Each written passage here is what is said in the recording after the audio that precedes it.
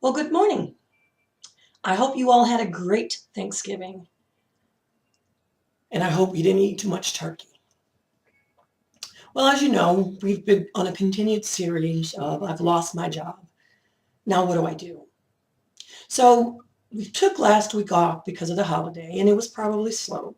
So your job search was not as aggressive as possibly it should have been, but that's okay because typically people do take vacation during the holidays. So that's good. Now, today's Monday, so we need to start back up again before the Christmas holiday. So here's a couple of things that I would suggest that you do.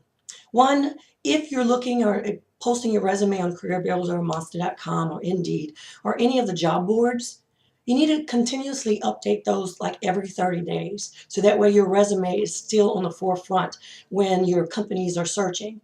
If you let your resume just sit there for like 60 days, 90 days, and you're noticing that you're not getting any reviews or any searches, it's because there's a tracking system that will only keep it up. Pretty much the criteria is that they're looking for the first 30 days of applicants. Also, I would suggest on a different forefront. I don't know where you are, but I'm in Houston, Texas. So we have a job number or a number that is of assistance to us, and it is 211.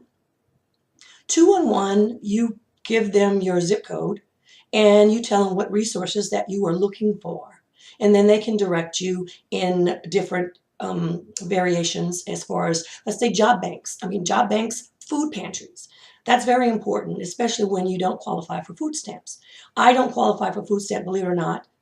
I am unemployed, like I've said, and I collect unemployment.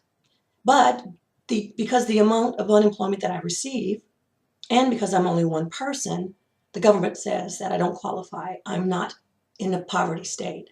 So thank God for the food pantries. So a lot of them are driven by zip codes. So call 211 if you're a Houstonian, or find in your local state or your local area, wherever state you have, to see what they offer. Also, I think I've mentioned to you before about you might have to reinvent yourself.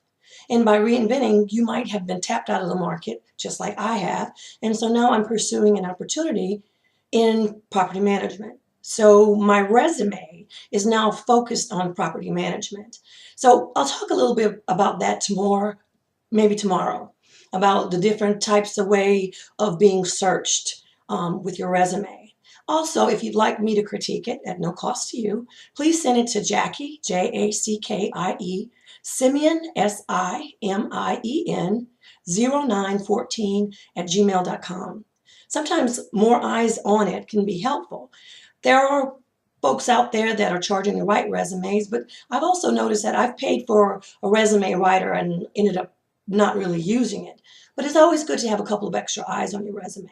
So what we talked about today is the food pantry. Here locally, I use the number 211 to help me find resources that I typically couldn't find.